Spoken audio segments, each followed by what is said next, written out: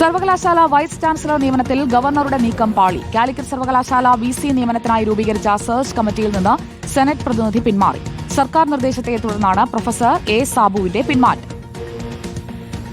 സർവകലാശാല വിഷയത്തിൽ സർക്കാരും ഗവർണറും തമ്മിൽ രമ്യതയിലേക്ക് നീങ്ങുന്നുവെന്ന സൂചന നൽകുന്നതായിരുന്നു കാലിക്കറ്റ് VC നിയമനത്തിനുള്ള സെർച്ച് കമ്മിറ്റി രൂപീകരണം. സർവകലാശാലയുടെയും ഗവർണറുടെയും UGCയുടെയും പ്രതിനിധികളെ ഉൾപ്പെടുത്തിയായിരുന്നു കമ്മിറ്റി. പക്ഷേ വിജ്ഞാപനമിറങ്ങി മണിക്കൂറുകൾക്കകം സർക്കാരിന്റെ ഭാഗത്തുനിന്ന് നാടകീയ നീക്കം. സെനറ്റ് പ്രതിനിധിയായി കണ്ടെത്തിയ പ്രൊഫസർ A. സാബു കമ്മിറ്റിയിൽ നിന്ന് പിന്മാറി.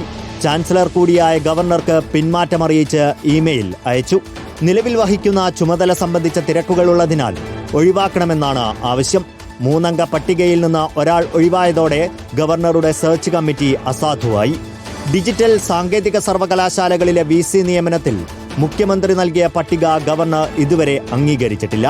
ഈ പശ്ചാത്തലത്തിൽ കൂടിയാണ് ശാസ്ത്ര സാങ്കേതിക കൗൺസിൽ മെമ്പർ സെക്രട്ടറിയായ A. സാബുവിനോട് സർക്കാർ പിന്മാറാൻ ആവശ്യപ്പെട്ടത്.